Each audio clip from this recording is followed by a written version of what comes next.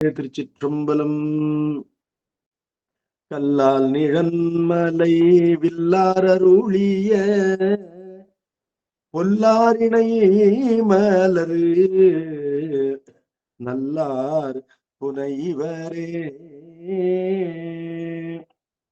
பேசும் பொருளுக்கு இலக்கிதமாம் பேச்சிறந்த மாசில் மணியின் மணி வார்த்தை பேசி பெருந்துறையே என்று பிறப்பறுத்தேன் நல்ல மருந்தின் அடியை என் மனத்தே வைத்து. சிற்றம்பலம். பெரியவர்களே, ஆசிரியர் பெருமகனார் மெய்கண்ட தேவநாயனார் அருளிய ஞான நூல்களிலே தலை சிறந்ததும் அடிப்படையானதுமாகிய சிவஞான போதம், அதன்கண் இரண்டாவது சிறப்பு அதிகாரம் சாதனையியல் முதல் நூற்பா, ஏழாவது நூற்பா. யாவையும் சூரியம் சத்தெதிர் ஆதலின் சத்தே அறியாது அசத்து இலது அறியாது இருதிறன் அறிவுள்ளது இரண்டலா ஆன்மா என்ற நூற்பாவினை பார்த்து கொண்டிருக்கின்றோம். ஆறாவது நூற்பாவிலே சத்து மற்றும் அசத்து ஆகிய இரண்டின் வரையறை செய்யப்பட்டது. அந்த இரண்டு பொருளுக்கும் வேறாக இருக்கின்ற மூன்றாவது பொருளுடைய உண்மை இலக்கணம், அதாவது பசுவினுடைய உண்மை இலக்கணம் ஏழாவது நூற்பாவிலே சொல்லப்படுகின்றது. இந்த நூற்பா 3 அதிகரணங்களாக அமைந்துள்ளது. முதல் அதிகரணம் சத்திற்கு சுட்டி அறிகின்ற அறிவு நிகழ்வதில்லை. என்ன காரணம் என்று கேட்டால், அது பூரண வஸ்துவாக இருக்கின்றது. அதற்கு காலதேச வர்த்தமானங்களினாலே எல்லைக்கு உட்பட்ட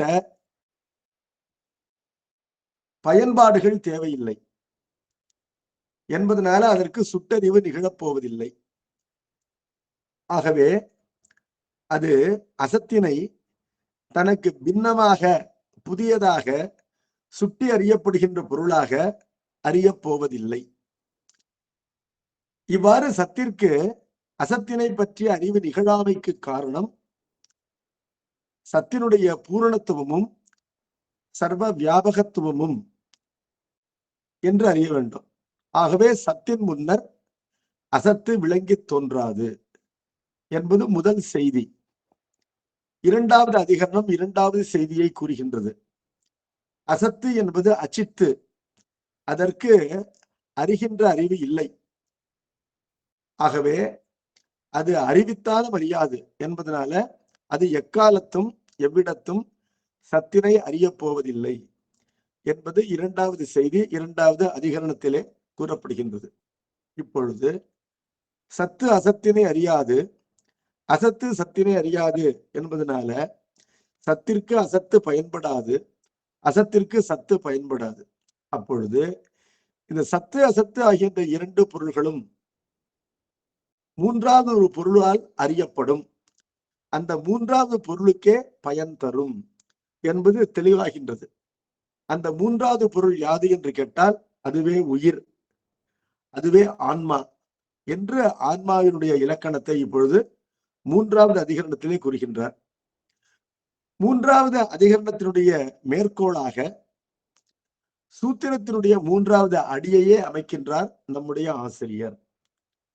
சூத்திரத்தினுடைய மூன்றாவது அடி இருதிறன் அறிவுள்ளது இரண்டலா ஆன்மா. அதனையே மூன்றாவது அதிகரணத்திற்கு மேற்கோளாக அமைக்கின்றார். மேற்கோள் இனி இருதிறன் அறிவுள்ளது இரண்டலா ஆன்மா என்றது. இருதிறன் என்பன என்ன? சத்து என்பது ஒரு திறன், அசத்து என்பது ஒரு திறன். திறன் என்றால் வகை. சத்து என்பது சிவமாகின்ற பதிப்பொருள், அசத்து என்பது உலகமாகின்ற பாசப்பொருள். இருதிறன் அறிவு என்பது இரண்டையும் அறிகின்ற அறிவு என்று எளிமையாக கொள்ளலாம். இருதிறன் அறிவு என்பது ஒரு வேற்றுமை தொகை. அங்கு வேற்றுமை உருவு வெளிப்பட இல்லை. அதனை இரண்டாவது வேற்றுமை தொகையாக கொண்டால் இரு திறனையும் அறிவது ஆன்மா, இரண்டையும் அறிவது ஆன்மா. இந்த பிள்ளைக்கு பள்ளியில ஆங்கிலமும் போதிக்கப்படும், தமிழும் போதிக்கப்படும். ஆகவே இந்த பிள்ளை இரண்டையும் படிக்க வேண்டும். அப்ப இரண்டும் படிக்கும் பிள்ளை அப்படின்னு சொன்னா இரண்டையும் படிக்கும் பிள்ளை என்று அந்த இரண்டாம் வேற்றுமையை விரித்துக் கொள்ள வேண்டும். இது எளிமையாக அந்த வேற்றுமை தொகையை விரிப்பதாகும். இரு திறன் அறிவுள்ளது என்றால் இரண்டு திறங்களையும் அறிகின்ற அறிவு. ஒரு திறம் என்பது சத்தாகின்ற சிவம், இன்னொரு திறம் என்பது அசத்தாகின்ற பாசம். ஆக இரண்டையும் இந்த ஆன்மா அறியும். இரு திறன் அறிவு என்பதற்கு அது பொருள். இரண்டையும் அறிகின்ற அறிவு என்று இரண்டாம் வேற்றுமையை விரித்துக் கொள்ளலாம். ஆனால் இரு திறன் அறிவுள்ளது இரண்டலா ஆன்மா என்ற மேற்கோளை நிறுவுவதற்கு நம்முடைய ஆசிரியர் ஓர் ஏது தருகின்றார். அந்த ஏது எப்படி இருக்கின்றது என்று கேட்டால், இரு திறன் அறிவுள்ளது என்ற தொடர், அந்த தொடர் ஒரு வேற்றுமை தொகை தொடர். அந்த வேற்றுமை தொகையை 3 வேற்றுமைகளாக விரிப்பதாக அமைகின்றது ஏது. எப்படி அப்படின்னு கேட்டா, இரண்டாம் வேற்றுமையாக விரித்தால் இரு திறனையும் அறிகின்ற அறிவு உள்ளது ஆன்மா. மூன்றாவது வேற்றுமையாக விரித்தால் இரண்டு திறனாலும் அறிகின்ற அறிவு கொண்டது ஆன்மா. இரண்டு திறனாலும் அறிகின்ற அறிவு அப்படின்னா எப்படி அப்படின்னு கேட்டா, ஒரு பிள்ளை, அந்த பிள்ளைக்கு அம்மாவும் சொல்லி கொடுப்பாங்க, அப்பாவும் சொல்லி கொடுப்பாங்க. அப்பொழுது தாய் தந்தை அறிவுள்ளது பிள்ளை அப்படின்னா, தாயாலும் தந்தையாலும் அறிவிக்க அறிகின்ற பிள்ளை என்று அது பொருள்படுகின்றது. அப்பொழுது அங்கு மூன்றாம் வேற்றுமை தான் அங்கு பயன்படுகின்றது. அம்மாவும் சில விஷயங்கள் சொல்லித்தராங்க, அப்பாவும் சில விஷயங்கள் சொல்லித்தராங்க. அப்பொழுது தாயாலும் அறிவு பெறுகின்றது, தந்தையாலும் அறிவு பெறுகின்றது அப்படின்னு அங்கு மூன்றாம் வேற்றுமையானது விரிக்கப்படுகின்றது. இப்பொழுது இரு திறன் அறிவுள்ளது என்பது இரண்டாம் வேற்றுமையை விரித்தால் இரண்டு திறங்களையும் அறிகின்ற அறிவு. மூன்றாம் வேற்றுமையை விரித்தால் இரண்டு திறங்களாலும் அறிவு பெறுகின்ற அறிவு. அதாவது அசத்தாகின்ற பாசக்கருவிகளும் ஆன்மாவின் அறிவினை தூண்டுகின்ற கருவியாக அமையும். சத்தாகின்ற திருவருளும் ஆன்மாவிற்கு சிவனை அறிவிக்கின்ற கருவியாக அமையும்.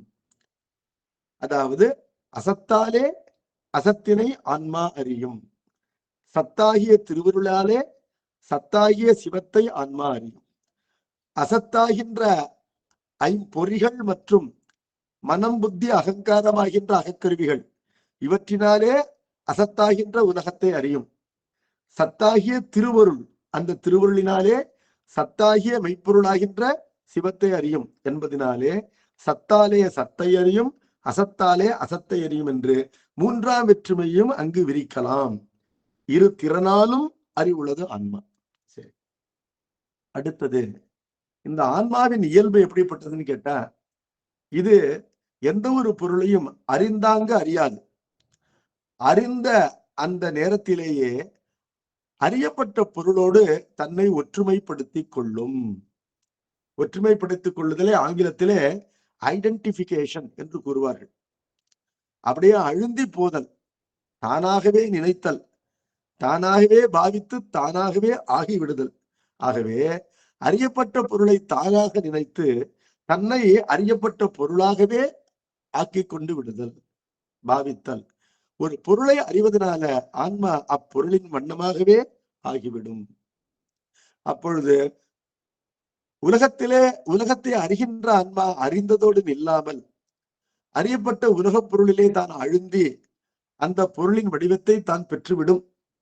எப்படி தண்ணீர் என்பது ஒரு டம்ளர்ல விட்டா டம்ளருடைய வடிவத்தை பெறுகின்றது, ஒரு கப்புல விட்டா கப்போட வடிவத்தை பெறுகின்றது, ஒரு தட்டுல விட்டா தண்ணீர் தட்டின் வடிவத்தை, அப்படி நீள்வட்டமாக ஒரு தட்டு இருக்கின்றது, சாப்பிடுகின்ற தட்டு, அதிலே தண்ணீரை விட்டால் தண்ணீர் நீள்வடிவ வடிவத்தை பெறுகின்றது, நீள்வட்ட வடிவத்தை பெறுகின்றது. ஒரு குடுவை டம்ளர் அப்படி உயரமா இருக்கு, அதுல தண்ணீரை விட்டால் அந்த டம்ளருடைய வடிவத்தை பெறுகின்றது. ஒரு குடம் குடிப்பதற்காக அதுல தண்ணீரை நாம் நிரப்பி வைக்கின்றோம். அதிலே இருக்கின்ற தண்ணீர் குடத்தின் வடிவத்தை பெறுகின்றது. என்ன காரணம்? குடத்திலே விடப்பட்ட தண்ணீர் குடத்திலே நிற்கின்றது, அதன்பால் இருக்கின்றது. அதான் உலகுன்னு சொல்றாரு பின்னாடி. அதன்பால் தான் அமைந்து இருக்கின்றது. அப்பொழுது நீர் என்ன பண்ணுது? குடத்திலே விடப்பட்ட நீர் குடத்தின்கண் அடங்குகின்றது. குடத்தின்கண் அடங்கும் பொழுது குடத்தின் வடிவத்தை பெறுகின்றது. அதே போல இந்த ஆன்ம அறிவு, ஆன்மா மட்டும்தான் இப்படி. பொருள்கள் 3: பதி, பசு, பாசம். இந்த முப்பொருளிலே பசுவாகின்ற இந்த பொருளுக்குத்தான் தான் அறிகின்ற இடத்திலே அடங்குகின்ற தன்மை என்ற இயல்பு இருக்கின்றது. சத்து அசத்தை அறியவும் அறியாது, அடங்கவும் அடங்காது. அசத்து சத்தினை அறியவும் அறியாது. இப்பொழுது இந்த ஆன்மா இருக்கின்றது, அது அசத்தினை அறிந்தால் அசத்தோடு தன்னை ஒற்றுமைப்படுத்தி கொண்டு அசத்திலே அடங்கி போகும். அசத்திலே அடங்கி போகின்ற காரணத்தினாலே அசத்தின் வடிவத்தை பெறும். எப்படி? குடத்திலே இருக்கின்ற தண்ணீர் குடத்தின் வடிவத்தை பெறுவதை போல. அதே போல இந்த ஆன்மா அசத்தினை விடுத்து திருவருள் நாட்டத்தினாலே, திருவருள் துணை கொண்டு திருவருளையாலே சத்தினை அறியும் பொழுது அது சத்திலே அடங்கி போகும். அப்பொழுது சத்திலே அடங்குகின்ற ஆன்மா தன்னை சத்தாகவே உணரும், சத்தின் வடிவத்தை பெறும். அதான் ஆன்மா சிவமாக ஆகும். சத்தின் வடிவத்தை பெறுகின்ற ஆன்மா சத்தாகும், அதாவது சிவமாக ஆகும். அப்ப தன்னை சிவமாக உணரும். உடம்பிலே உயிர் வாழ்கின்ற உயிர் உலகப் பொருள்களிலே அழுந்தும் பொழுது தன்னை உடம்பாகவே நினைத்து வாழ்கின்றது.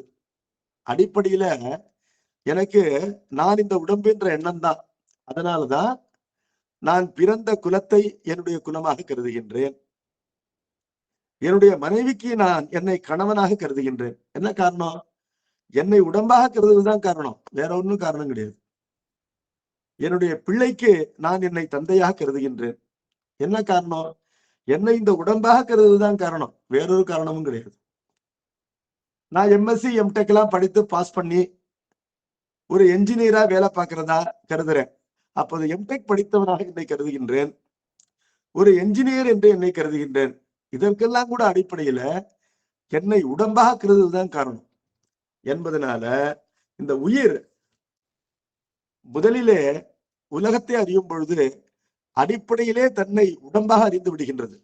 அது தொடர்கின்றது, அது பலவிதமான வடிவங்களை எடுத்துக்கொள்கின்றது. அதை போல இது பாசத்திலே அழுந்துவதாகும். இப்பொழுது சிவனிடத்திலே அழுந்துகின்ற உயிர் என்ன பண்ணுது?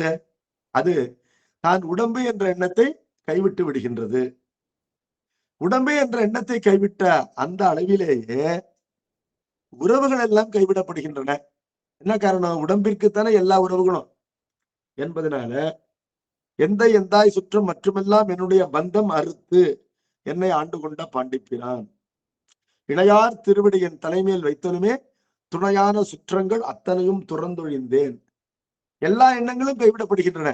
ஒரு பெண்ணுக்கு தான் கணவன் என்ற எண்ணம், ஒரு பிள்ளைக்கு தான் தகப்பன் என்ற எண்ணம், தான் படித்தவன் என்ற எண்ணம் அல்லது படிக்காத முட்டாள் என்ற எண்ணம், தான் ஒரு பதவியில் இருப்பவன் என்ற எண்ணம் அல்லது பிச்சைக்காரன் என்ற எண்ணம், எந்த எண்ணமும் கிடையாது. அப்பொழுது சிவனிடத்திலே அழுந்துவதனால இதுவரையில் இருந்த எண்ணங்கள் விலகுகின்றன. அப்பொழுது சிவனிடத்திலே அழுந்துவதனால ஒரு புதிய எண்ணம் உண்டாகின்றது. அது என்ன? நான் சிவன் என்ற எண்ணம் உண்டாகிவிடும். என்ன காரணம்? உயிர் தனித்து நிற்க இயலாதது. உயிரினாலே தனித்து இருக்கவே முடியாது. அது ஒன்று பாசத்தை சார்ந்து பாசத்திலே அழுந்தும், அல்லது சிவனை சார்ந்து சிவனிடத்திலே அழுந்தும். இப்பொழுது பாசத்தை சாரும் பொழுது உயிருக்கென்று ஒரு அறிவு இருக்கின்றது. அதான் உயிரினுடைய ஞான சக்தி. காண்கின்ற கண் தான் சூரிய ஒளி கொண்டு காணும். காணாத கண், குருட்டு கண் காணாது. தூக்க மாத்திரை யாருக்கு பயன்படும்? தூங்குகின்ற இயல்பு கொண்டவனுக்குத்தான் தூக்க மாத்திரை ராத்திரி ஒரு மாத்திரை சாப்பிட்டா நன்றாக தூங்குவான். தூங்குகின்ற இயல்பு இல்லாத ஒரு பொருள், ஒரு டப்பால நிறைய தூக்க மாத்திரை வச்சிருக்கோம். டப்பா தூங்குதா? இந்த அப்பா தூங்குறதும் இல்லை, முழிச்சுக்கிறதும் இல்லை. என்ன காரணம்? தூங்குகின்ற இயல்பு என்பது அதுக்கு இல்லை. அப்பொழுது தூங்குகின்ற இயல்பு கொண்ட ஒரு பொருளுக்கு அதனை தூங்கச் செய்வது தூக்க மாத்திரை. காண்கின்ற இயல்பு கொண்ட ஒரு கண்ணுக்கு அதனை காணச் செய்வது சூரிய வெளிச்சம் அல்லது கைவிளக்கு, டார்ச். அதே போல அறிகின்ற இயல்பு கொண்ட உயிருக்கு அதனை அறிய செய்கின்ற கருவிகள் இருக்கின்றன. அறிகின்ற இயல்பு கொண்டது உயிர், அதனால அதற்கு அறிபவன் என்று பெயர். சாத்திரங்களிலே உயிருக்கு ஞாதா அல்லது ஞாத்ரு, இந்த வடமொழி சொல்லுக்கு அறிபவன் என்பது பொருள். அறிபவன் என்பது உயிருக்கு இடப்பட்ட பெயர். என்ன காரணம்? அறிவதற்கு துணை செய்கின்ற கருவிகள் இருந்தால் அந்த கருவிகளின் துணை கொண்டு தன்னுடைய இயல்பாகின்ற அறிதல் அதனை இந்த உயிர் செய்யும். உயிர் தான் அறிகின்ற இயல்பு கொண்டிருந்தாலும் தானாகவே அறிந்து விடுமான்னு கேட்டா அறியாது. அந்த இயல்பை அதற்கு தூண்டி விடுகின்ற, துணை செய்கின்ற கருவிகள் வேண்டும். அந்த கருவிகள் எதனை அறிவிக்குமோ அதனைத்தான் அறிவு அந்த கருவிகளை கொண்டு அறியும். எப்படி அப்படின்னு கேட்டா, டார்ச் லைட்டு எங்க போக்கஸ் ஆகுதோ அது போக்கஸ் ஆகிற இடத்துல இருக்கிற பொருளைத்தான் கண்ணு பார்க்கும். அதே போல உயிர் என்பது தனக்கு துணை செய்கின்ற கருவிகள், அந்த கருவிகள் காட்டுவனவற்றைத்தான் காணும். இப்பொழுது உயிர் அறிகின்ற இயல்பு கொண்டது என்பதனால அதற்கு அறிபவன் என்று பெயர். ஆனால் அது தானாகவே அறிந்து விடாது. எதை போல அப்படின்னு கேட்டா, காண்கின்ற இயல்பு கொண்ட கண் தானாகவே கண்டு விடாது. என்ன காரணம்? இருட்டுல அந்த கண் விழித்து விழித்து பார்த்தாலும் அதுக்கு ஒன்றும் தெரியாது. அப்பொழுது காண்கின்ற இயல்பு கொண்ட ஒரு கண், அந்த கண்ணுக்கு காட்டுகின்ற ஒரு கருவி வேண்டும். அது கையில இருக்கிற டார்ச். அந்த டார்ச்சை போன்றது நம்முடைய ஞானேந்திரியங்களும் மனம் முதலிய அந்த கரணங்களும். இப்பொழுது டார்ச்சை கொண்டு பார்க்க எதனை முடியுமோ அதைத்தான் அது பார்க்கும். அதே போல இந்த பாசக்கருவிகளை கொண்டு எதனை அறியலாம் என்றால் பாசத்தை தான் அறியலாம் என்பதனால இந்த உயிர் பாசக்கருவிகளினாலே பாசத்தை அறியும் என்பதுதான் இரண்டாம் வேற்றுமை, மூன்றாம் வேற்றுமை ஆகிய இரண்டு வேற்றுமைகளையும் விரிப்பதனால நமக்கு கிட்டுகின்ற பலன். இந்த உயிர் பாசத்தை அறியும் என்பது இரண்டாம் வேற்றுமை விரித்து விட்டோம். இந்த உயிர் பாசத்தினால் பாசத்தை அறியும் என்று மூன்றாம் வேற்றுமையும் விரித்து விட வேண்டும். இப்பொழுது ஏழாம் வேற்றுமையும் அங்கு தொக்கியிருக்கின்றது. எப்படின்னா, இரு திறன் அறிவுள்ளதுன்னு சொல்லும்போது இரண்டு திறங்களிலும் அடங்குகின்ற அறிவு உள்ளது. அதாவது அறிந்த பொருளிலே தான் நின்று அறியும், தான் அடங்கி அறியும், தான் இருந்து அறியும், தன்னை அந்த பொருளோடு ஒற்றுமைப்படுத்தி கொண்டு அறியும். அப்படி அறியும் பொழுது தன்னையும் அந்த பொருள் வடிவமாகவே அறிந்துவிடும். தன்னை தனித்து அறியாது. தன்னை எப்படி அறியும்? அறியப்பட்ட பொருளின் வடிவமாக தன்னை அறியும் என்பதனால்தான் நாம் எல்லாம் எங்க போனாலும் உடம்பாகவே நம்மை கருதுகின்றோம். என்ன காரணம்? பாசக்கருவிகளை கொண்டுத்தான் பாசத்தை நுகர்கின்றோம் என்பதனால நாம் எல்லாம் அடிப்படையில் நம்ம உடம்பாக தான் கருதுகின்றோம். ஒரு கலெக்டர் தன்னை கலெக்டரா கருதுகின்றார் அப்படிங்கிறது சூப்பர்ஃபிஷியல், மேலெழுந்த வாரியாக அறியப்படுவது. அவர் தன்னை கலெக்டராக கருதுவதற்கு முன்பாக தன்னை உடம்பாக கருதுகின்றார். அந்த உடம்பு தான் கலெக்டர் என்று அவர் கருதுகின்றார் என்பது அடிப்படை என்பதனால இப்பொழுது இந்த உயிர் ஒன்று தன்னை உடம்பாக கருதும். ஒரு உயிர் பிறப்பெடுக்கின்றது சொன்னால் அது எந்த பிறப்பெடுக்கின்றதோ அந்த பிறப்பிற்கு உரிய உடம்பாக தன்னை கருதும். அது முக்தி பெறுகின்றது என்று சொன்னால் முக்தி அளிக்கின்ற சிவமாக தன்னை அறியும். அவ்வளவுதான். முக்தி பெறாத உயிர் பிறப்பெடுத்திருக்கின்ற நிலையிலே எடுத்த பிறப்பிற்கு உரிய உடம்பாக தன்னை கருதும். இந்த உயிர் முக்தி பெறுகின்ற நிலையிலே உடம்பு கிடையாது. எந்த சிவனை அறிந்து அந்த சிவனிடத்திலே அடங்குகின்றதோ அந்த சிவனாகவே தன்னை அறியும். அகம் சிவோகம், அகம் பிரம்மாஸ்மி, சிவனாக தன்னை உணரும். தன்னை தனித்து உணராது. சரி, இப்பொழுது முக்தி நிலை என்பது சுத்த நிலை, பிறப்படுத்த நிலை என்பது சகல நிலை. இப்பொழுது ரெண்டு நிலையை சொல்லிட்டீங்க ஐயா. இந்த உயிர் முக்தியும் பெறவில்லை, பிறக்கவும் இல்லை. அப்படிங்கும் போது இந்த உயிர் தன்னை எப்படி அறியும் அப்படின்னு ஒரு கேள்வி வருது.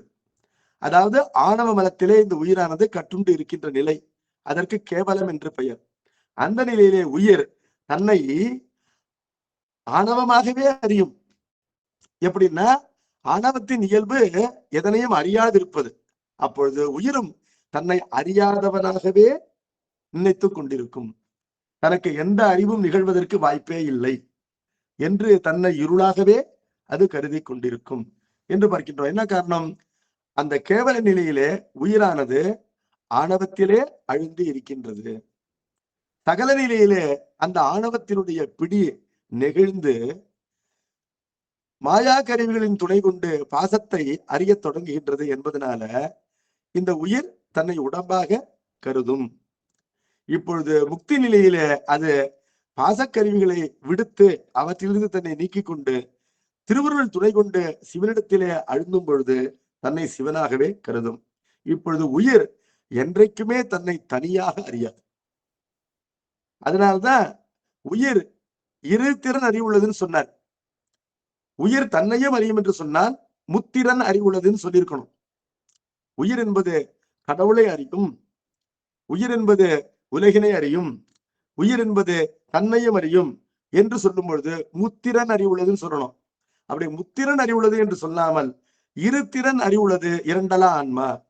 சத்தையும் அசத்தையும் அறிகின்ற அறிவு கொண்டது சத்திற்கும் அசத்திற்கும் வேறாகின்ற ஆன்மா என்று கூறும் பொழுது ஆன்மா தன்னை அறியுமா அறியாதா அப்படின்னு கேள்வி வருது. ஆன்மா தன்னை அறியுமா என்று கேட்டால், ஆன்மா சத்து தனக்கு புலப்பட்டு சத்திலே அறிந்து தான் அழுந்துவதை போலவோ, அசத்து தனக்கு புலப்பட்டு அசத்தின் துணை கொண்டு அசத்தினை அறிந்து அதிலே அழுந்துவதை போலவோ, தனக்கு தானே புலப்பட்டு தன்னை அறிவது என்ற நிலை இல்லை. இந்த உயிர் அசத்தினை அறியும் பொழுது அசத்து அதற்கு புலப்படுகின்றது, அதனுடைய அறிவிற்கு புலப்படுகின்றது. சிவனை அறியும் பொழுது சிவம் அதனுடைய அறிவிற்கு புலப்படுகின்றது. அது புறத்தே புலப்படவில்லை, அகத்தே புலப்படுகின்றது என்பதுதான் வேறுபாடு. ஆனால் அறிவிற்கு புலப்படுகின்றது. இந்த இரண்டு நிலையிலும் ஆன்மா தன்னை அறிய வேண்டும் என்றால் அசத்திலே அழுந்தி அசத்தாக அறிகின்ற நான் என்று தன்னை அது ஊகித்தறிய வேண்டும். சத்திலே அழுந்தி சத்தாக என்னை அறிகின்ற நான் என்று அது தன்னை ஊகித்தறிய வேண்டும். அவ்வாறு ஊகித்தறியாமல் நேரடியாக அறிய முடியாது. அப்படி அது தன்னை அறிபவனாக அறிய வேண்டும், தன்னை பிரித்தறிய முடியாது. இப்பொழுது நான் உலகத்தை அறியும் பொழுது என்னை எப்படி அறிய வேண்டும் என்று கேட்டால், உலகத்தை அறிபவனாக என்னை அறிய வேண்டும். நான் கடவுளை அறியும் பொழுது என்னை பற்றி நான் அறிவது என்ன என்று கேட்டால், நான் கடவுளை அறிபவன் என்று என்னை அறிய வேண்டும். நான் இந்த இரண்டு நிலைகளுக்கும் மாறாக என்னை நான் அறிதல் என்பது ஒன்று இல்லை. என்னை நான் அறிதல் என்பது ஒன்று உண்டு என்று சொன்னால் அது இந்த இரண்டிலே ஏதோ ஒன்றை அறிபவன் என்ற நிலை எனக்கு எப்பொழுதும் உண்டு. ஒன்றை அறிந்தால் இன்னொன்றை அறிய மாட்டேன். அதான் பரத்தை மறைத்தது பார்முதல் பூதம், பரத்தில் மறைந்தது பார்முதல் பூதம். அசத்தினை அறியும் பொழுது சத்தினை பற்றிய அறிவு எனக்கு இல்லை, சத்தினை அறியும் பொழுது அசத்தினை பற்றிய அறிவு எனக்கு விளையாது என்பதனால நான் என்றைக்குமே சத்தையோ அசத்தையோ சார்ந்து அதனை அறிபவனாக இருக்கின்றவன் என்று தன்னை பற்றி இது ஊகித்தறிய வேண்டும். தெளிவாக அறிய முடியாது. அசத்திலே அழுந்தி அதனை தெளிவாக அறிவதை போல இந்த உயிர் தன்னை தெளிவாக அறியாது, தன்னை ஊகித்துதான் அறிய வேண்டும். இந்த ஊகித்தறிதலுக்கு ஒரு எடுத்துக்காட்டு சொல்வார் பின்னாடி. எப்படின்னா, மல்லிகையினுடைய மனம் என்பது மல்லிகையிலே எங்கு இருக்கின்றது?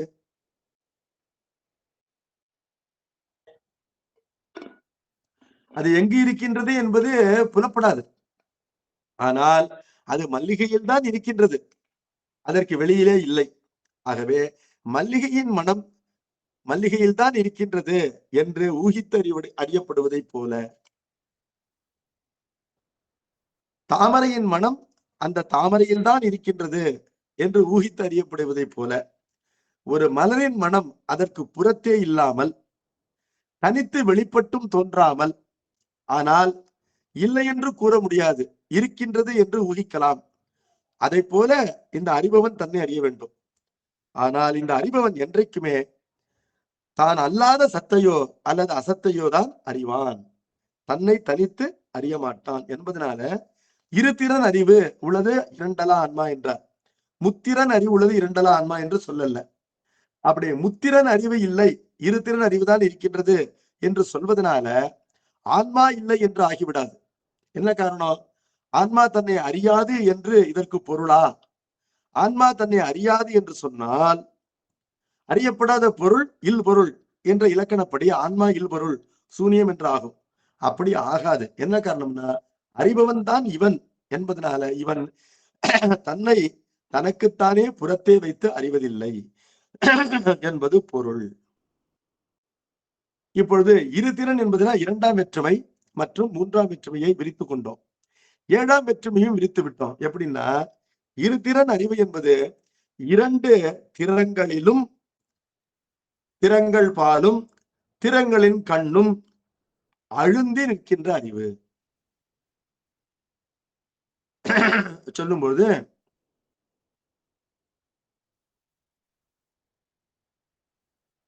அலுவலகம் இல்லம் அறிவார் என் கணவர் அப்படின்னு சொல்றோம். அலுவலகத்தின் கண் பார்க்கலாம் அல்லது இல்லத்தின் கண் பார்க்கலாம். ஒரு போன் வருது, உங்க வீட்டுக்காரரை எங்க பார்க்கலான்னு கேட்கும்பொழுது அலுவலகத்தில் அலுவலகம் இல்லம் என் கணவர் அறியப்படுவார் அப்படின்னு சொன்னா ஒன்று அலுவலகத்தின் கண் அறியப்படுவார் அல்லது இல்லத்தின் கண் அறியப்படுவார். அப்ப அங்க ஏழாம் வேற்றுமை இருக்கு. இந்த உயிரானது பாசத்தில் அழுந்தி இருக்கும் அல்லது சிவனிடத்திலே அழுந்தி இருக்கும். அப்பொழுது அப்ப இரண்டாம் வேற்றுமை, மூன்றாம் வேற்றுமை, ஏழாம் வேற்றுமை ஆகியவற்றை வரிசையாக விரித்துக் கொள்ள வேண்டும். இந்த உயிரறிவு என்பது பாசத்தை அறியும். எப்படி அறியும்? பாசக்கருவிகளால் அறியும். அறிந்து என்ன செய்யும்? பாசத்திலே அழுந்தும். அதுதான் இருதிறன் அறிவுள்ளது என்பதற்கு பொருள். அசத்தினை அசத்தினால் அறிந்து அசத்திலே அடங்கும், அசத்தின்கண் அடங்கும். அதே போல சத்தினை சத்தினால் அதாவது திருவுருளினாலே அறிந்து சத்தின்கண் அதாவது சிவத்தின்கண் அடங்கும். பாசத்தை அறிவிக்கின்ற கருவி பாசம்தான். அதுபோல சத்தாகின்ற சிவத்தை அறிவிக்கின்ற கருவி சத்துத்தான், அதாவது சக்தி என்பது சத்துத்தான். திருவுருள் என்பது சிவத்திற்கு வேறானது இல்லை. எப்படி அசத்தாகின்ற உலகத்தை அறிவிக்கின்ற ஐம்பொறிகளும் மனமும் அசத்தே ஆகின்றன என்பதை போல சத்தாகின்ற சிவத்தை அறிவிக்கின்ற திருவுருள் என்பது சத்தாகத்தான் இருக்கின்றது, அதாவது சிவமாகவே இருக்கின்றது. ஆகவே இந்த இந்த தொடருடைய விளக்கம், இந்த விளக்கத்தை தான் ஏதுவாக அமைக்கின்றார்.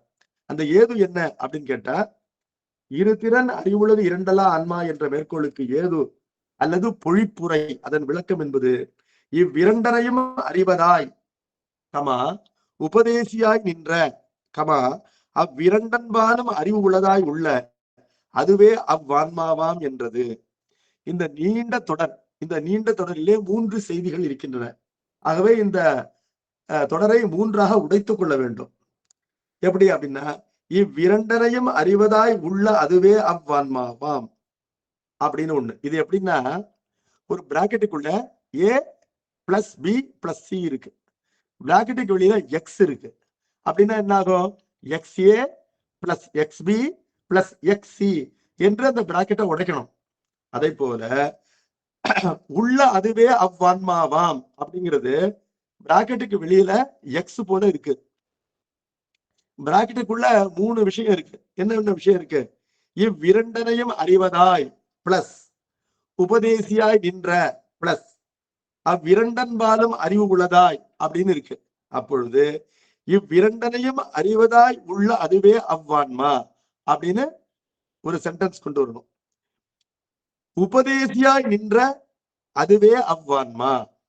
அடுத்தது அவ்விரண்டன் பாலும் அறிவு உள்ளதாய் உள்ள அதுவே அவ்வான்மா அப்படின்னு XA + XB + XC அப்படின்னு அந்த மல்டிபிளிகேஷனை பண்ணிட்டோம்னா பிராக்கெட்டை ரிமூவ் பண்ணிடலாம். அத போல இந்த பொழிப்புரை அமைந்திருக்கின்றது.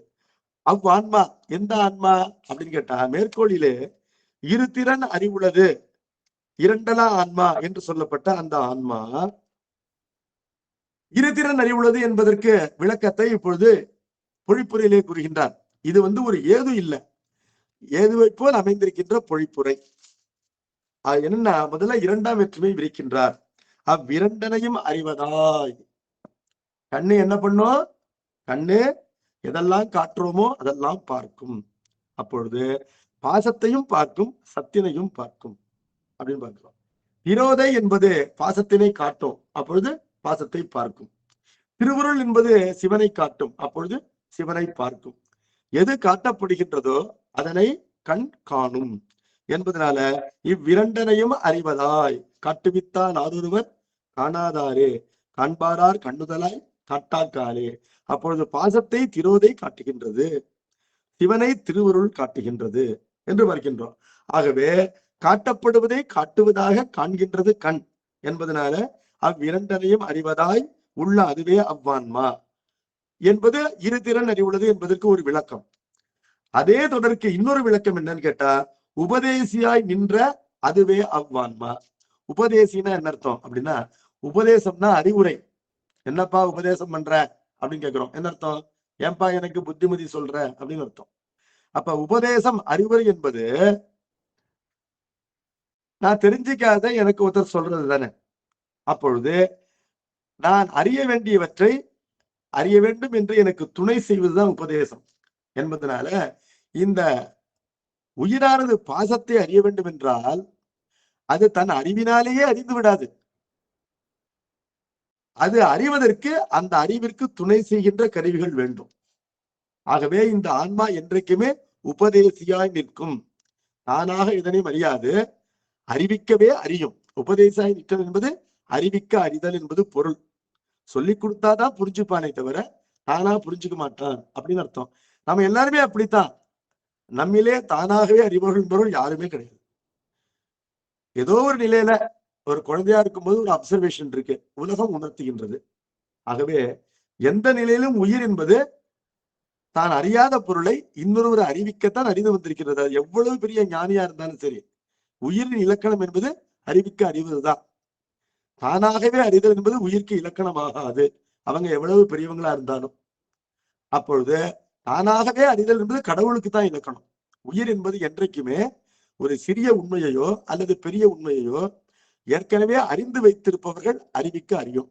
அந்த அறிந்து வைத்திருப்பவர்களும் உயிர்கள் என்று சொன்னால் அவர்களும் தாங்கள் ஒரு நிலையிலே பிறர் அறிவிக்கவே அறிந்திருப்பார்கள். இப்படித்தான் வாழையடி வாழையாக இந்த அறிவு தொடர்கின்றது அப்படின்னு பார்க்கிறோம். அப்ப உயிர் என்பது உபதேசியாய் நிற்கும் என்பதனால அங்கு மூன்றாம் வெற்றுமை விரிக்கப்படுகின்றது. இரு திறனாலும் அறிவு உள்ளதாய். பாசக்கருவிகள் அறிவிக்க பாசத்தை அறிகின்றது. அப்பொழுது பாசத்தை பாசத்தால் அறிகின்றது அப்படின்னு பார்த்துட்டோம். அப்ப ஆள் என்ற மூன்றாம் வெற்றுமை அங்கு விரிக்கப்படுகின்றது. அதுபோலவே சிவனை திருவருளால் அறிகின்றது என்று கொள்ள வேண்டும்.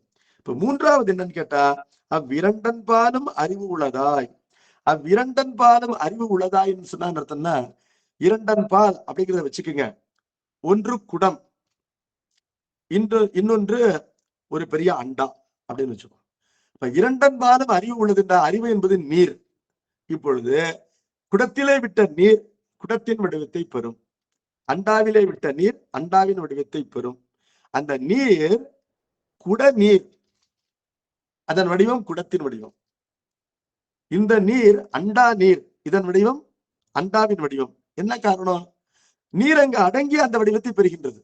அதே போல உயிர் என்பது பாசத்தை அறிந்து, அந்த பாசத்தை அறியும் பொழுது பாசத்தினாலேயே அறிந்து, அறிந்ததோடு விட்டு விடாமல் அறியப்பட்ட பாசத்திலே தான் நிற்கின்றது, அடங்குகின்றது, அழுந்துகின்றது, வாழ்கின்றது. அங்கேயே குடுத்தனம் பண்ணுது, வாழ்கின்றது. அதுதான் அந்த குடத்து நீர் குடத்திலேயே இருக்கு, அண்டா நீர் அண்டாவிலே இருக்கு என்பதை போல. அப்ப உலகத்தை அறிகின்ற உயிர் உலகத்திலேயே கட்டுப்பட்டு வாழ்கின்றது, பல பிரிவுகளை எடுக்கின்றது.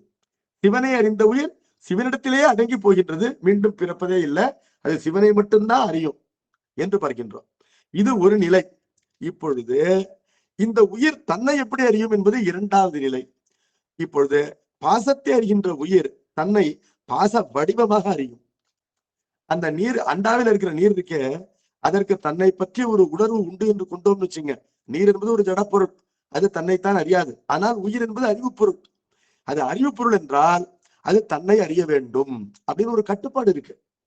அப்ப தன்னை அறியாமல் மற்றவற்றை அறிந்து என்ன பயன் அப்படின்னு ஒரு கேள்வி வருது. ஆகவே உயிருக்கு தன்னை அறிகின்ற ஆற்றல் உண்டான்னு கேட்டா நிச்சயமா உண்டு. ஆனால் அது தன்னை தனித்து அறியுமான்னு கேட்டா அறியாது. உயிருக்கு தன்னை அறிகின்ற ஆற்றல் உண்டான்னு கேட்டா உண்டு. ஆனால் அது தன்னை தனித்து அறியுமான்னு கேட்டா அறியாது. அது எப்படி அறியும்? அது எப்பொழுதுமே ஒரு இடத்தில் தானே இருக்கும்.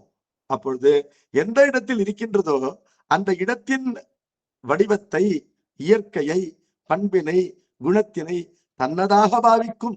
அப்படி தன்னை அறியும். அப்பொழுது உடம்பிலே உயிர்வாகின்ற உயிர் தன்னை உடம்பாக நினைத்து உடம்பின் இயல்புகளை தன்மேல் ஏற்றிக்கொண்டு தன்னை உடம்பாகவே அறியும். சிவனை சென்று சேர்ந்த உயிர் தன்னை சிவனாகவே அறியும். சிவோகம் என்றது சொல்லும், அகம் பிரம்மாஸ்மி என்றது சொல்லும். இதெல்லாம் அது சிவனாகவே தன்னை அறிவதனால, சிவனிலே அடங்கிய காரணத்தினாலே தன்னை அது சிவனாகவே அறிகின்றது என்று கொள்ள வேண்டும். இப்பொழுது உயிர் தன்னை அறிகின்றதா இல்லையா அப்படிங்கிற கேள்விக்கு உயிர் தன்னை அறிகின்றது என்பது ஒரு பொருள் என்பதனால உயிருக்கு தன்னை அறிகின்ற ஆற்றல் உண்டு என்பது தெரிகின்றது. இல்லை என்றால் உயிர் என்ற ஒரு பொருளே இல்லை என்று ஆகிவிடும். என்ன காரணம்? அறியப்படாத ஒரு பொருளை இல்பொருள் என்று இலக்கணம் கூறுகின்றது. அறியப்படாத ஒரு பொருள் இருக்கும் என்று சொன்னால் அது இல்பொருள் ஆகிவிடும் என்பதனால அது அந்த இலக்கணப்படி உயிர் இல்பொருள் ஆகிவிடும். உயிர் இல்பொருள் இல்லை, அது உள்பொருள். ஆனால் உயிர் தன்னை எந்த நிலையிலும் எந்த காலத்திலும் எவ்விடத்திலும் ஒரு கண நேரம் கூட தன்னை தானாக தனித்து அறியாது. என்ன காரணம்? அது இந்த இரண்டிலே ஒன்றை சார்ந்தேதான் இருக்கும். ஆக இந்த இரண்டின் தன்மைகளிலே ஒன்றின் தன்மையை தன் தன்மையாக அறிந்து அது நிற்கும். அது தன்னை பிரித்தறிய வேண்டும் என்று சொன்னால் தன்னை அறிபவன் என்று அறியலாம். அதுதான் இங்கு போதிக்கப்படுகின்றது. அதுதான் உயிரின் உண்மை இலக்கணம். அதுதான் இங்கு போதிக்கப்படுகின்றது. அது உண்மையானது. எப்படின்னு கேட்டா, மலரிலே மனம் இருப்பதை போல உயிரிலே இரண்டையும் அறிகின்றவன் என்ற தன்மை இருக்கின்றது. மலரிலே மனம் எங்க இருக்கின்றது தேடி பார்க்க முடியாது, ஆனா மலரிலே மனம் இருக்கின்றது. அதை போல உயிர் என்பது இரண்டிலே ஒன்றை சார்ந்துதான் இருக்கும். அப்படி இருக்கும்போது உயிர் தன்னை அறிய வேண்டும் என்றால் தன்னை அறிபவன் என்று அறியலாம். தன்னை ஞாதா, அறிபவன். தான் எதை சாய்கின்றோமோ அதன் வண்ணமாக நம்மை நாமே அறிகின்ற இயல்பு கொண்ட நாம் என்று தன்னை அறிபவனாகவே அது அறியலாம்.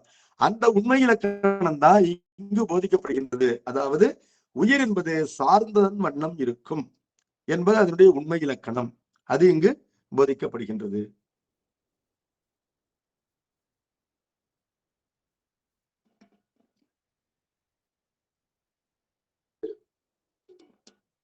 இரு திறன் அறிவுள்ளது என்பதை நான் விளக்கிட்டேன்.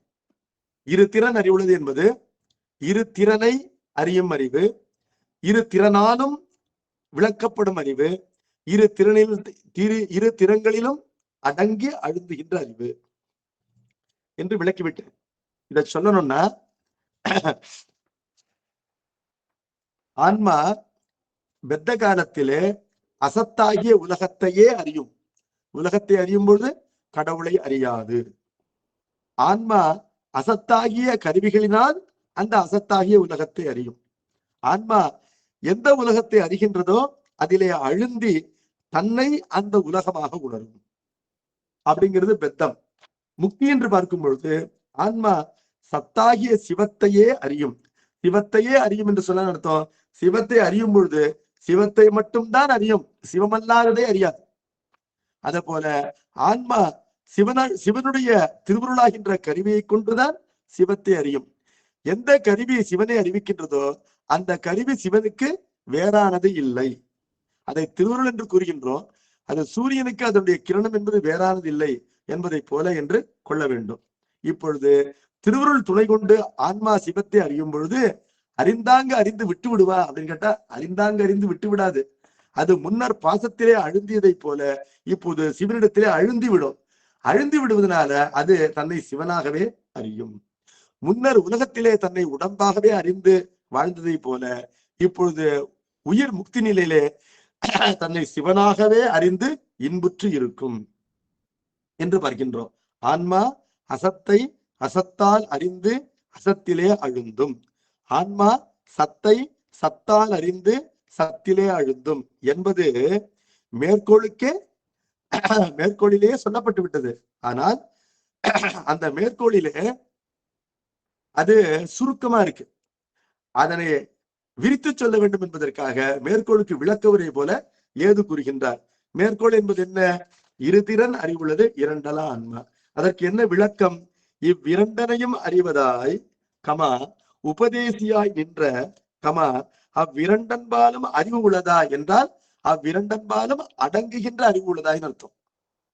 இரண்டன் பாலும் அறிவு என்றால் அர்த்தம் வீட்டிலையும் பார்க்கலாம், ஆபீஸ்லயும் பார்க்கலாம்னா வீட்டுல இருக்கும்போது வீட்டுல பார்க்கலாம், ஆபீஸ்ல இருக்கும்போது ஆபீஸ்ல பார்க்கலாம் என்று அங்கு 7ஆம் வேற்றுமை என்பதனால உலகிலே அழுந்துகின்ற உயிர் உலகத்திலே காணப்படும், அழுந்தே காணப்படும், அது தனித்து காணப்படாது. அதுபோல கடவுளிடத்திலே அழுந்துகின்ற உயிர் கடவுளிடத்திலே காணப்படும், தனித்து காணப்படாது. தனித்திருந்தால் கடவுளிடத்திலே அழுந்தவில்லை என்பது பொருள் என்று பார்க்கின்றோம். ஆகவே அவ்விரண்டன்பாலும் அறிவுள்ளதாய் உள்ள அதுவே அவ்வான்மாவாம் என்று ஆன்மாவினுடைய சிறப்பிலக்கணம் அது சார்ந்ததன் வண்ணம் இருக்கும் என்பது இந்த 7ஆம் நூற்பாவினுடைய 3ஆம் அதிகரணத்தினாலே நமக்கு சொல்லப்பட்டது.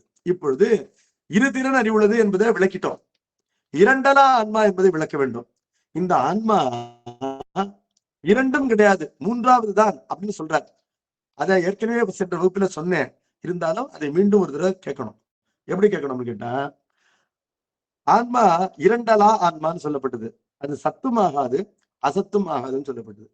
அது ஏன் சத்து ஆகாது அப்படின்னு கேட்டா, அது அசத்திலே அறிந்து அசத்திலே அழிந்து தன்னை அசத்தாகவே அறிகின்றது அல்லவா என்பதனால அது சத்தாகாது. சிம்பிள். சத்துதான் அசத்தை பார்க்காது இல்ல. இந்த ஆன்மா என்ன பண்ணுது? அசத்தை பார்க்குது, அதை அறியுது, அசத்தை கொண்டே அறியுது, அறியப்பட்ட அசத்திலே அழுந்தது, தன்னை அசத்தாகவே அறிகின்றது என்பதனால இதெல்லாம் சத்து இலக்கணத்துக்கு ஒத்து வராது என்பதனால இந்த ஆன்மா அசத்திலே அழுந்துவதை பார்த்தால் இது சத்து ஆகாது அப்படின்னு தெளிவாயிடுச்சு. இப்ப இரண்டலா ஆன்மா என்பதுல இது சத்து ஆகாது, ஒன்று ஆகாதுன்னு ஆயிடுச்சு. சரி, இது சத்து ஆகாதுன்னு ஆயிடுச்சு இல்ல, அப்ப அசத்தினே வச்சுக்கிட வேண்டியதானே. இதுதான் அசத்தை பார்க்குது, அசத்தினால் பார்க்குது, அசத்திலே அழுந்தது என்பதனால இந்த ஆன்மாவை அசத்தோடு சேர்த்து அசத்துன்னு சொல்லிவிடலாமே அப்படின்னு கேட்டா, அது இன்னிய நிலை. நாளைக்கே இந்த ஆன்மா என்ன பண்ணும்? சிவ புண்ணியத்தினாலே திருவுருளை பெற்று சத்திரிபாதம் ஏற்பட்டு குருநாதன் உபதேசிக்க உபதேசியாய் நின்று அது என்ன பண்ணும்? திருவுருளினாலே இறைவனை அறியும். அப்பொழுது இது இறைவனை அறியும் பொழுது இறைவனுடைய திருவுருள் துணை கொண்டு இறைவனை அறிந்து இறைவனிடத்திலே அழுந்து தன்னை சிவமாகவே அறியும். அப்பொழுது இந்த அசத்தினுடைய இலக்கணத்திலிருந்து வேறுபட்டுடுது. அசத்து என்பது சத்தை அறியாதுன்னு சொல்லிட்டது. அசத்து இலது அறியாது என்று நூற்பாவில் இருக்கு. அசத்திற்கு அறிவு கிடையாது என்பதனால சத்தாகின்ற சிவத்தை அதை அறவே என்றைக்கும் அறியவே வாய்ப்பில்லை என்று சொல்லியாச்சு. அப்ப அறியவே வாய்ப்பில்லை என்று சொல்லப்பட்ட அசத்தோடு அறிய வாய்ப்பு இருக்கின்ற இந்த உயிரை சேர்க்கலாமா? அது அநியாயம் இல்லையா?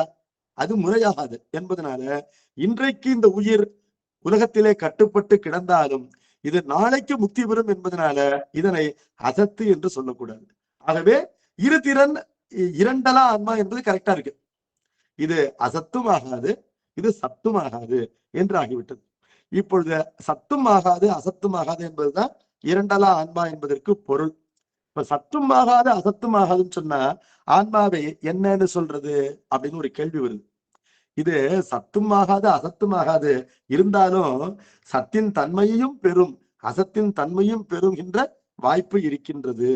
அப்பொழுது இரண்டு வெவ்வேறு பொருள்கள், ஒன்றோடு ஒன்று விபரீத தர்மங்கள் கொண்ட பொருள்கள். விபரீத தர்மம்னா ஒன்றுக்கொன்று முரண்பட்ட தர்மம். சத்து என்பது அறிவே வடிவமானது, அசத்து என்பது அறியாமையே வடிவமானது. அந்த இரண்டு விபரீத குணங்கள், அவற்றிலிருந்து வேறுபட்டிருக்கின்ற மூன்றாவது பொருள் இரண்டையும் சாரும் என்பதனால இரண்டின் தன்மைகளையும் வெவ்வேறு நிலைகளிலே தன்னிடத்திலே புலப்படுத்தும். எப்படி புலப்படுத்தும்னு கேட்டா, ஒரு பளிங்கு பக்கத்திலே நீலமணியை வைத்தால் நீல நிறத்தை தன்னிடத்திலே காட்டும், பக்கத்திலே செம்மணியை வைத்தால் சிவப்பு நிறத்தை தன்னிடத்திலே காட்டும். ஆனால் நீலமணியும் சிவப்பு மணியும் தங்களுக்குள்ளே விபரீதமான ஒளிகளை கொண்டவை. நீலமணியிலே சிவப்பு கிடையாது, சிவப்பு மணியிலே நீல நிறம் கிடையாது. ஆனால் பளிங்கு என்ன பண்ணுது?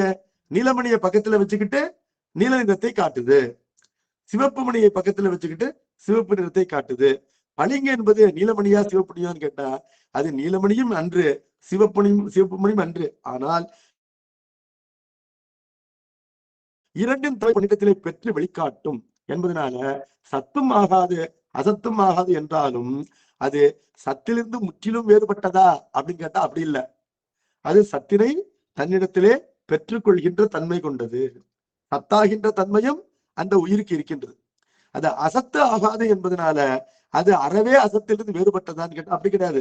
அதுதான் அசத்துல போய் விழுந்து அசத்தாலே தன்னை உணர்மே என்பதனால அதற்கு அசத்தோடும் ஒன்றுபடுகின்ற இயல்பு இருக்கின்றது என்பதனால சத்தோடும் ஒன்றுபடும் அசத்தோடும் ஒன்றுபடும் இரண்டு சாய்ஸஸ், இரண்டு ஆப்ஷன், இரண்டு வாய்ப்பு அதற்கு இருப்பதனால அது சத்துமாகாது அசத்துமாகாது என்றாலும் சத்தின் தன்மை அசத்தின் தன்மை ஆகிய இரண்டின் தன்மையும் தன்னிடத்திலே பெறுகின்ற ஒரு தன்மை இருக்கின்றது.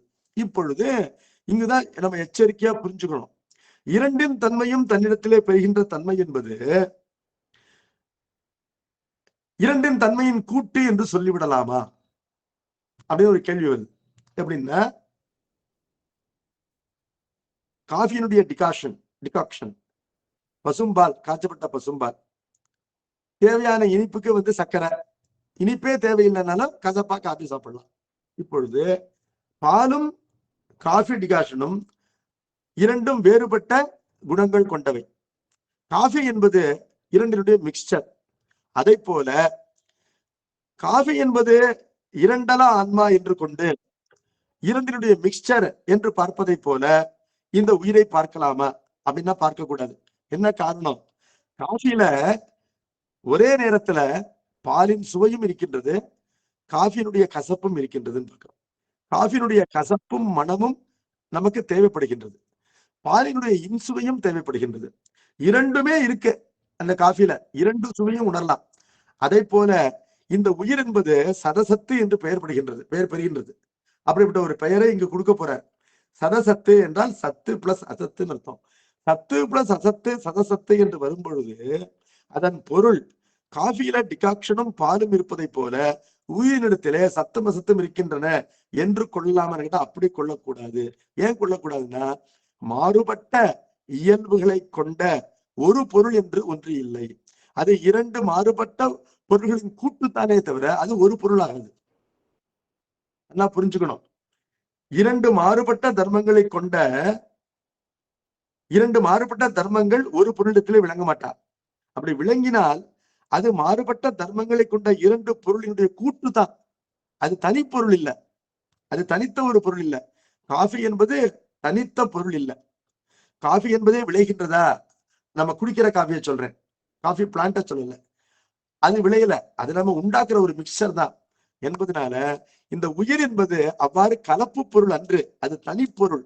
எப்படி புரிஞ்சுக்கலாம்னு கேட்டா அது சத்தோடு சேர்ந்து சத்தாகின்ற தன்மையும் அசத்தோடு சேர்ந்து அசத்தாகின்ற தன்மையும் கொண்ட மூன்றாவது பொருள் என்பதுதான் சதசத்து என்பதற்கான விளக்கம். சதசத்து என்பதற்கான விளக்கம் சத்து பிளஸ் அசத்து இஸ் ஈக்குவல் டு சதசத்து என்று சொற்களிலே அமைந்திருக்கின்ற அந்த பொருள் விளக்கம் அன்று. மாறாக எது சத்தும் ஆகாதோ எது அசத்தும் ஆகாதோ அப்படி இரண்டும் ஆகாமல் சத்தை சார்ந்து சத்தாகின்ற தன்மையும் அசத்தை சார்ந்து அசத்தாகின்ற தன்மையும் பெறுகின்ற தன்மை கொண்டது. பெறுகின்ற தன்மை என்பது இந்த உயிருக்கே இருக்கின்ற சிறப்பு தன்மை, அதான் சிறப்பு இயல்பு. இது சிறப்பு தன்மை என்பது என்ன? பளிங்கு சார்ந்ததன் வண்ணம் இருப்பதை போல உயிர் சார்ந்ததன் வண்ணம் இருக்கும். இப்ப எடுத்துக்கொள்ளுங்க, கடவுள் சார்ந்ததன் வண்ணம் இருப்பாரா? இருக்கவே மாட்டார். கடவுள் கலப்பினாலே உலகம் முழுக்க இருக்கிறார். கடவுள் உயிரிலே கலந்திருக்கிறார். கடவுள் உயிரின் குணத்தை பெற மாட்டார். என்ன காரணம்? கடுகூர் பசிக்காமம் கவலை பிணி இல்லார். கடவுள் என்ன பண்றாரு? நான் பிறக்கும் பொழுது நான் என்னுடைய அம்மா வயிற்றுல குழந்தையா இருக்கிறேனோ அப்ப என் பக்கத்திலே கடவுள் இருக்கிறார் அப்படின்னு சம்பந்தர் சொல்றார். கருவினால் அன்றியே கருவேலாம் ஆயவன். சாமி என்ன பண்றாரு? அம்மா கர்ப்பத்துக்கு நான் வந்த போதே என் பக்கத்துல இருந்து எனக்கு துணை செய்கின்றார். என்னோட சேர்ந்தே சாமி இருக்கிறார். அப்படிங்கிறதுனால என்னுடைய தன்மைகள் சாமிக்கு வருமா? வரவே வராது. அப்ப கடவுள் உயிர்களிலே கலந்திருக்கின்றான் என்றாலும் உயிர் குணம் கடவுளுக்கு இல்லை. கடவுள் அச்சித்து மற்றும் அசத்து ஆகின்ற பாசத்திலும் கலந்திருக்கின்றான். கடவுள் பாசத்திலே கலக்காமலா வானாகி மண்ணாகி வழியாகி ஒளியாகி ஊனாகி உயிராகி உண்மையுமாய் இன்மையுமாய் என்று பாடியிருக்கிறார். அவர் எல்லாமா இருக்கிறார் என்பது கலந்து இருக்கிறார் அர்த்தம். அது போல ஊனாய் உலகானாய் உயிரானாய் உடலானாய் வானாய் நிலனானாய் மலையானாய் கடலானாய் என்றெல்லாம் நம்பியார் அவர்கள் பாடுகின்றார். சாமி எல்லாமா ஆயிருக்கிறார் அர்த்தம். அவர் கலப்பினாலே எல்லாமா ஆயிருக்கின்றார். அப்படி ஆனாலும் இவையெல்லாம் அவராக மாட்டா என்பதனால இந்த கலப்பினாலே கடவுள் பாதிக்கப்படுவதில்லை. அப்பொழுது கடவுள் சத்தினை அசத்தோடு சேர்த்தாலும் சத்து அசத்தாகாது. இப்பொழுது சத்துத்தான் அசத்திலே ஊடுருவி இருக்கின்றதே, அசத்து சத்தாகி விட்டதா? வானத்திலே கடவுள் கலந்திருக்கின்றான், வானம் கடவுளாகி விட்டதா? பூமி கடவுளாகி விட்டதா? உடம்பிலே கடவுள் இருக்கின்றான், உடம்பு கடவுளாகி விட்டதா? உள்ளத்திலே கடவுள் இருக்கின்றான், உள்ளம் கடவுளாகி விட்டதா? கண்ணிலே கடவுள் இருக்கின்றான், கண் கடவுளாகி விட்டதான? இல்ல. அப்பொழுது கலப்பு இருந்தாலும் சத்து அசத்து ஆகாது, கலப்பு இருந்தாலும் அசத்து சத்தாகாது என்பதனால கலக்கின்ற பொருளாக ஆகின்ற தன்மை என்பது அது ஒரு தனித்தன்மை. அந்த தனித்தன்மையே தன்னுடைய குணமாக கொண்டது உயிர் என்பதனால சார்ந்ததன் வண்ணம் இருப்பது என்பது உயிர் குணம். அது சத்தின் குணமும் அன்று, அசத்தின் குணமும் அன்று என்பதனால சதசத்து என்பது சத்து மற்றும் அசத்து ஆகின்ற இரண்டு பொருளுடைய கலவை என்று பொருள் அன்று. மாறாக எது சத்தாவும் ஆகாது அசத்தாவும் ஆகாது தனித்தொரு பொருளாய் இருந்து அதனுடைய தனித்தன்மை என்பது சத்தினை சார்ந்து சத்தின் தன்மையை வெளிப்படுத்துவதாகவும் அசத்தினை சார்ந்து அசத்தின் தன்மையை வெளிப்படுத்துவதாகவும் அமைகின்ற சார்ந்ததன் வண்ணம் இருக்கின்ற தன்மை கொண்டது சதசத்து. ஆகவே சார்ந்ததன் வண்ணம் இருத்தல் என்பதுதான் உயிர் குணம். சார்ந்ததன் வண்ணம் இருத்தல் என்பது கடவுளுக்கு குணமாகாது, பாசப்பொருளுக்கும் குணமாகாது. பாசப்பொருள் சார்ந்ததன் வண்ணத்தை பெறாது, அது பாசத்தின் வண்ணமாகவே இருக்கும். சிவம் சார்ந்ததின் வண்ணத்தை பெறாது, அது சிவ வடிவமாகவே இருக்கும். அதனால்தான் தன்னுருவம் யாவர்க்கும் தாக்காதானே என்று தாண்டகத்திலே பாடியிருக்கிறார். அப்ப சிவம் என்பது சிவமாகவே இருக்கும், கலப்பு இருந்தாலும். பாசம் என்பது பாசமாகவே இருக்கும், கலப்பு இருந்தாலும். ஆனால் உயிர்தான் இவ்விரண்டு தன்மைகளையும் தன்னிடத்திலே மாறி மாறி கொண்டு விளங்கும் என்று பார்க்கின்றோம். ஆகவே உயிரின் இலக்கணம் என்பது சார்ந்ததன் வண்ணம் இருத்தல் என்பது இந்த தொடரினாலே விளங்குகின்றது. எந்த தொடரினாலே விளங்குகின்றது? இரு திறன் அறிவுள்ளது இரண்டலா ஆன்மா என்ற தொடரினாலே உயிர் என்பது சார்ந்ததன் வண்ணம் இருப்பதை தன்னுடைய சிறப்பு இயல்பாக, தனக்கே உரிய இயல்பு. சிறப்பு இயல்பு என்பது என்ன? ஒரு பொருளுடைய சிறப்பு இயல்பு என்பது அதற்கு மட்டும்தான் பொருந்தும். அது இன்னொரு பொருளுக்கும் பொருந்தும் என்றால் அதனுடைய சிறப்பு இயல்பாக ஆகாது. ஒரு மனிதனுடைய சிறப்பு என்பது அவரிடத்தில் மட்டும்தான் விளங்கணும். அதை போலவே இன்னொரு மனுஷனும் இருக்கான்னா இருவருக்கும் அது பொது இயல்பாகுமே அல்லாமல் இவனுக்கு எப்படி சிறப்பு இயல்பாகும்? ஆகாது என்பதனால சிறப்பு இயல்பு என்பது அந்த பொருளுக்கே உரிய இயல்பு. சச்சிதானம் என்பது சிவனுக்கே உரிய சிறப்பு இயல்பு. எப்பொழுதும் விகாரப்பட்டு கொண்டே இருப்பது என்பது பாசத்திற்கே உரிய சிறப்பு இயல்பு. சார்ந்ததன் வண்ணம் இருப்பது என்பது உயிருக்கு உரிய சிறப்பு இயல்பு. அந்த சிறப்பு இயல்பு சதசத்து என்ற அந்த நாமகரணம், பெயரிடுதல், அதனாலே விளங்குகின்றது. ஆனால் அது இங்க இந்த நூற்பாவில இல்ல. சதசத்து என்ற பெயர் இந்த நூற்பாவில இல்ல. அந்த நூற்பா எப்படி விளக்குது? இந்த உயிரானது சார்ந்ததன் வண்ணம் இருக்கும் என்பதை எப்படி விளக்குதுன்னா, இரு திறன் அறிவுள்ளது இரண்டலா ஆன்மா என்பதனால அது விளக்குகின்றது என்று பார்க்கின்றோம். இப்பொழுது இரு திறன் அறிவுள்ளது இரண்டலா ஆன்மா என்று சொன்னாலும் அப்படிப்பட்ட ஆன்மா உண்டு என்று சொல்ல வேண்டும். அப்படிப்பட்ட ஆன்மா உண்டு என்று சொல்ல வேண்டும் என்று சொன்னால் அந்த ஆன்மா தன்னை அறியுமா அறியாதான்னு ஒரு கேள்வி வரும். ஆன்மா தன்னை அறியாது என்று சொல்லிவிட்டால் அறியப்படாத பொருள் இல்பொருளாகி ஆன்மா என்ற ஒன்று இல்லை என்று ஆகிவிடும். ஆன்மா தன்னை அறியும் என்று சொன்னால் ஆன்மா சத்தினையும் அசத்தினையும் அறியும் என்று சொன்னீர்கள், தன்னையும் அறியும் என்று சொல்லி மூத்திறன் அறிவுள்ளது இரண்டலா ஆன்மா என்று நீங்க சொல்லியிருக்கணும். அப்படி சொல்லாததுனால இந்த சூத்திரம் பிழைப்பட்டது என்று ஒரு தடை ஏற்படும். சூத்திரம் பிழைப்பட்டது அன்று. உயிர் சத்தினை தனக்கு புலப்பட அறிவதை போலவோ, அசத்தினை தனக்கு புலப்பட அறிவதை போலவோ, அசத்தினை அறியும் பொழுது அசத்தின் துணை கொண்டே அறிவதை போலவோ, சத்தினை அறியும் பொழுது சத்தின் துணை கொண்டே அறிவதைப் போலவோ, அசத்தினை அறிந்து அதனிடத்திலே அழுந்துவதைப் போலவோ, சத்தினை அறிந்து அதனிடத்திலே அழுதுவதைப் போலவோ, தன்னை தனக்கு புலப்படும் ஒரு தனித்த பொருளாகவோ, தன்னை ஒரு கருவி கொண்டு அறிவதாகவோ, அறிந்து தன்னிடத்திலே தான் அடங்குவதாகவோ இந்த இலக்கணங்கள் இல்லை. இந்த இலக்கணங்கள் அந்த அறிவிலே இல்லை. இருந்தாலும் ஆன்மா தன்னை அறியும். எப்படி அறியும்னா சார்ந்த வண்ணமாக அறியும். அப்படி சார்ந்த வண்ணமாக அறிகின்ற ஆன்மா தன்னை ஒன்று சிவமாக அறியும் அல்லது பாசமாக அறியும். அப்பொழுது தன்னை அதை அறியாமல் போவதில்லை. தன்னை அதை அறியாமல் போவதில்லை என்பதனால அது இல்லாமல் இல்லை, அது உண்டு என்று அறிகின்றது, என்று அறியப்படுகின்றது. இருந்தாலும் ஆன்மா தன்னை ஒரு கல்வியை கொண்டு தனக்குத்தானே ஒரு புலப்படுகின்ற பொருளாக முன்வைத்து அறிந்து தன்னை அறிந்து தன்னிடத்திலே அழுந்துவது என்பது இல்லை. அதற்கு அது சிவனை அறிந்து சிவனிடத்திலே அழுந்தோம் அல்லது பாசத்தை அறிந்து பாசத்தில் அழுந்தோம் என்பதனால ஆன்மா தன்னைத்தான் அறிய வேண்டும் என்றால் தன்னை இவ்விரண்டனையும் அறிகின்ற அறிபவனாக அறியலாம், தன்னை சார்ந்ததன் வண்ணமாக இருக்கின்ற உயிராக அறியலாம் என்பதனால உயிரை பற்றிய சிறப்பு இயல்பு என்பது உயிர் சார்ந்ததன் வண்ணம் இருப்பது. ஆகவே ஆன்மா தன்னை அறிய வேண்டும் என்று சொன்னால் மனிதத்திலே மனம் இருக்கின்றது, அது புலப்படாவிட்டாலும் இருக்கின்றது என்று ஒருவன் அறிவதைப் போல இந்த ஆன்மா தன்னை அறிய வேண்டும் என்று கூறிவிட்டார். அதனை எடுத்துக்காட்டு முதல் எடுத்துக்காட்டினாலே இந்த மூன்றாவது முதல் எடுத்துக்காட்டினாலே சொல்ல போறார். 42வது எடுத்துக்காட்டு என்பார். அதனை படிக்கின்றேன். அருவுருவம் தானறிதல் ஆகிழையாய் ஆன்மா அருவுருவம் அன்றாகும் உண்மை அருவுருவாய் தோன்றிவுடன் இல்லாது தோன்றாது நில்லாது தோன்றல் மலர்மணம் போல் தொக்கு.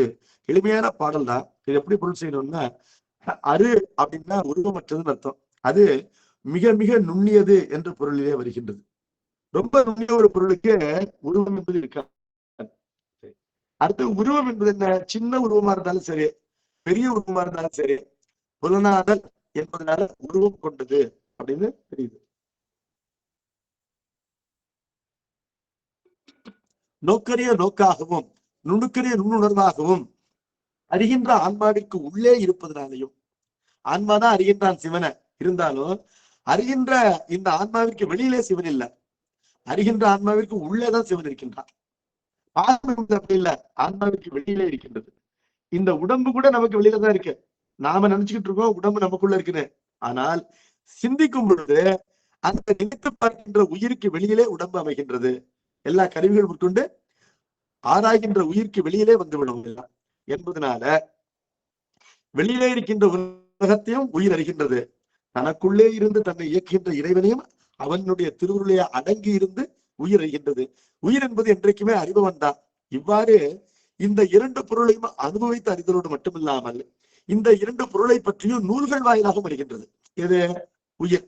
இப்ப நம்ம சிவஞான போதம் படிக்கிறோம், நூலின் வாயிலாகவும் இது சத்து இது அசத்து என்றெல்லாம் அறிகின்றோம். ஆகவே அறிபவன் ஒருவன் உண்டு அப்படிங்கிறதுக்காக இதை சொல்ற. நூலின் வாயிலாகவும் அறிகின்றோம். இப்ப உலகத்திலே ஒருவன் அனுபவித்துதான் உலகத்தை அறிய வேண்டும் இல்லை. உலகத்தை பற்றிய செய்திகள் எல்லாம் புக்ஸ்ல படிக்கிறோம். கடவுளை ஒருவன் அறிந்துதான் அறிய வேண்டும் என்பதில்லை. கடவுளை பற்றியும் திருமுறைகளிலே வேதாந்த திருமுறைகளிலே சித்தாந்த திருமுறைகளிலே அந்த இயல்புகளை எல்லாம் படிக்கின்றோம் என்பதனால நூலறிவு என்ற அறிவும் அனுபவ அறிவு என்ற அறிவும் சத்து மற்றும் அசத்து ஆகின்ற இரண்டு பொருளை பற்றியும் இந்த உயிருக்கு உண்டாகும் என்பதனால உயிர் உண்டா இல்லையா என்ற சந்தேகம் வேண்டாம். உயிர் உண்டு. ஆனால் அது தன்னை எப்படி அறியும் என்பதுதான் கேள்வி. அரு என்றால் பதி, உருவம் என்றால் பாசம், தான் அறிதல், ஆயிழையாய், ஆயிழை என்றால் நூல், ஆய் என்றால் அந்த நூலறிவினை பெற்று அதனை ஆராய்கின்ற ஆன்மா, இந்த அறிபவராகின்ற உயிர். அருவுருவம் அன்றாகும்.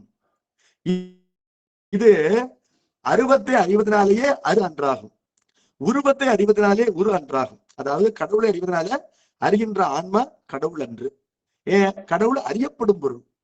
இப்ப நான் அல்வா சாப்பிடுறேன்னா நான் தான் அல்வாவா? இல்ல, நான் சாப்பிடுறோம். அல்வா என்பது சாப்பிடப்படுவது என்பதனால இப்பொழுது கடவுள் அறியப்படுவோம் என்பதனால அறிகின்ற ஆன்மாவிற்கு வேறானது. உலகமும் அறியப்படுவது என்பதனால அறிகின்ற ஆன்மாவிற்கு வேறானது என்பதனால அரு உருவம் என்ற இரண்டையும் அனுபவித்தோ அல்லது நூல் மூலமாகவோ அறிகின்ற உயிர் என்பது அரு உருவம் அன்றாகும். அது அருவும் ஆகாது, உருவம் ஆகாது, அது சத்துமாகாது, அசத்துமாகாது. இருக்கட்டும். உண்மை அது உண்டு என்பதை எப்படி தெரிஞ்சுக்கலாம் அப்படின்னு கேட்டா, அது உருவாய் தோன்றி உடன் இல்லாது அது சத்தினை அறியும் பொழுது தன்னை சத்தாகவே அறியும், வேறாக நிற்காது. உருவமாகின்ற பாசத்தை அறியும் பொழுது தன்னை பாசமாகவே நிற்கும், அறியும், அது தனித்து அறியாது. அப்போது உடன் இல்லாது தோன்றாது, அது உடன் நின்று தோன்றுமே அல்லாமல் தனித்து தோன்றாது என்பது பொருள். தோன்றி உடன் இல்லாது என்றால் புலப்பட்டு தனியொரு பொருளாய் வேறு நில்லாது. தோன்றாதும் நில்லாது என்று சொன்னால் அறியப்படாமலும் இராது. உயிர் பாசத்தை அறியும் பொழுது தான் தன்னை பிரித்தும் அறியாது, தன்னை அறியப்படாதவன் தான் இல்லை என்றும் அறியாது. உலகத்தை அறிந்து நுகர்கின்ற ஒருவன் தன்னை நுகர்ப்பனாக அறிகின்றான், தான் இல்லை என்றவன் அறிவதில்லை. உலகம்தான் இருக்க, அறிகின்ற நான் இல்லைன்னு நினைக்கிறான். ஆகவே அவன் தன்னை இல்லாதவனாகவும் அறியவில்லை, அதே நேரத்துல அறியப்படுகின்ற உலகத்திற்கு தனித்து பிரித்தும் அறிவதில்லை என்பதனால இவன் தன்னை அறிவதெல்லாம் எதை போலன்னு கேட்டா, மலரிலே இருக்கின்ற மனம் பிரித்தும் அறியப்படாது, அறியப்படாமலும் இராது. மல்லிகையின் மனம் மல்லிகைக்குத்தான் உரியது என்பதனால இந்த மல்லிகை என்று சொல்றோம். எங்கயா மனத்தை காட்டுன்னு சொன்னா கையால் எடுத்து காட்ட முடியாது. அப்பொழுது தனித்தும் இல்லை, அதே நேரத்தில் அது இல்லாமலும் இல்லை என்பதனால உலகத்தையோ கடவுளையோ இந்த உயிர் அறியும் பொழுது அது அறிகின்ற தன்னை பிரித்தும் அறியாது, அதே நேரத்துல தான் இல்லை என்றும் அறியாது. தன்னை இல்லாதவனாக அப்படி அறியாது. தோன்றாதும் இல்லாது என்றால் அறியப்படாமலும் போகாது. தோன்றல், ஆனால் உயிர் தனக்குத்தானே அனுபவமாகும். எப்படி அனுபவம் என்று கேட்டால், மரலிலே மனம் இருப்பதை போல நான் அறிந்தேன் என்று அது தன்னை அறியும். நான் அறிந்தேன் என்று அது தன்னை அறியும். ஆகவே நான் என்று தன்னை அது அறியும் என்பது பொருள். இப்ப நீர் என்பது, நீரிலே உப்பு கரைந்திருக்கின்றதுனால் உப்பு கரிக்குது, நீரிலே சர்க்கரை கரைந்திருக்கின்றதுனால் அது இனிப்பாக இருக்கின்றது. நீருக்கே ஒரு அறிவு இருக்கு அப்படின்னு வச்சுப்போம். நீர் ஜடப்பொருள், அதுக்கு அறிவு இல்லை, எல்லாம் கற்பனை பண்ணிக்கணும். நீருக்கு நாக்கு இருக்கு, அது தன்னைத்தானே சுவைத்துக் கொண்டது என்று சொன்னால் அந்த உப்பு கலந்த நீர் தன்னை உப்பு கரிப்பவனாக உணரும். அந்த உப்பெல்லாம் நம்ம என்ன பண்றோம், டீசலிங் பண்ணி நீக்கிறோம். நீக்கிட்டு சர்க்கரையை கரைச்சிடணும்னு வச்சுங்களேன். அதே நீர் தன்னை சுவைத்துக் கொள்ளும் பொழுது தன்னை எப்படி உணருது, இனிப்பாக உணருது. அது யோசிச்சு பார்க்கும். நேற்றுக்கு நான் என்ன உப்பு கரிப்பவனாக உணர்ந்தேன், இன்றைக்கு நான் என்னை இனிப்பவனாக உணர்கின்றேன் என்று சொன்னால், நேற்று என்னை நான் உப்பாகவே அறிந்தேன், தனித்து அறியல. இன்றைக்கு நான் என்னை இனிப்பாகவே அறிகின்றேன், தனித்து அறியல.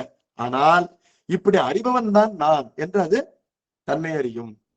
அப்ப உப்பினை அறிபவனாகவும் சர்க்கரையை அறிபவனாகவும், உப்போடு இருந்து உப்பினை அறிபவனாகவும் சர்க்கரையோடு கலந்து சர்க்கரை அறிபவனாகவும் இருக்கின்ற நான் சார்ந்ததன் வண்ணம் இருப்பவன் என்று அந்த நீர் தனக்கு அறிவிருந்தால் உணரும். அதே போல உயிருக்கு அறிவு இருக்கின்றது என்பதனால அது தன்னை சார்ந்ததன் வண்ணம் இருப்பது என்று உணரும். இதுவரையிலும் உயிரினுடைய அந்த சொரூபம், உண்மை இலக்கணத்தை குருநாதர் இந்த சீடனுக்கு உபதேசிப்பதற்கு ஒரு பலன் உண்டு. என்ன பலன் என்றால், நீ இப்பொழுது இந்த உலகக்கட்டிலே அழிந்து கிடக்கின்றாய், நீ இந்த உடம்பென்றே உன்னை நினைக்கின்றாய், உன்னுடைய மனைவி மக்களுக்காக நீ உழைக்கின்றாய், வைத்த நிதி பண்டில் மக்கள் குலம் கல்வி என்னும் பித்த உலகில் பிறப்போடு இறப்பென்னும் சித்த விகாரங்களோடு நீ திகழ்கின்றாய். நீ சிவனை சார்ந்து அவனுக்கு தொண்டு செய்து நீ உன்னை சிவனாக அறிந்த அவனிலே அழிந்து விட்டாய் என்று சொன்னால், இப்ப என்ன ஆகுது, அந்த உப்பில் இருக்கின்ற நீரில் இருக்கின்ற உப்பினை எடுத்துவிட்டு சர்க்கரையை கரைத்தது போல் ஆகிவிடும். அப்பொழுது நீ இன்பமே என்னாலும் துன்பமில்லை என்ற முக்தி பரிபத்திலே நீ சென்று சேரலாம் என்ற அந்த முக்தி இச்சை உண்டாக்குவதற்காக இந்த ஆன்மாவிற்கு அதனுடைய உண்மை இலக்கணமானது குருநாதர்னாலே இந்த 7வது நுட்பாவிலே உபதேசிக்கப்படுகின்றது. அடுத்தது இரண்டாவது எடுத்துக்காட்டு வெண்பா, அதனை அடுத்த வகுப்பிலே எடுத்துக்கொள்வோம். நம பார்வதி பதையே ஹரஹர மகாதேவா சித் சபேஷா சிவ சிதம்பரம் திருச்சிற்றம்பலம்.